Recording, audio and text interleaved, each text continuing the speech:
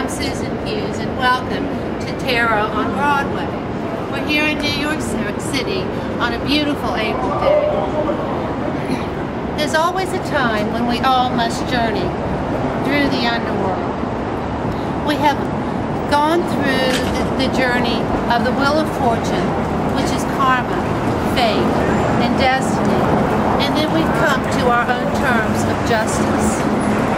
Then we journey the 12th card, the Hangman, which represents suspension and waiting.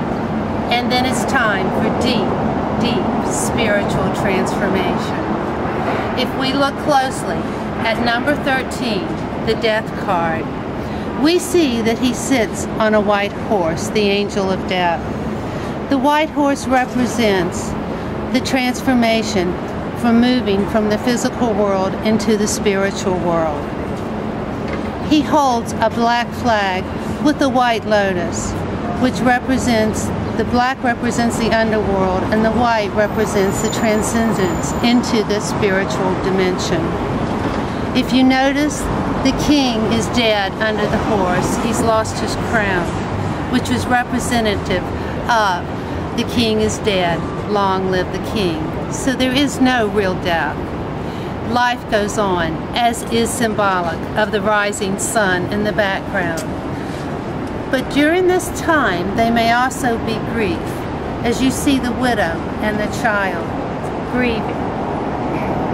Death is a rejuvenating card. It's a card that very much says things have to change. The old ways of operating through the negative ego is no longer beneficial to you. It means that it's time to change at such a deep transformational level that almost nothing can be left behind. And then it's time to be reborn anew. If you pull the Death card now, it's a time of deep, deep transformation. It can also represent a physical death in some way, but it's not always likely.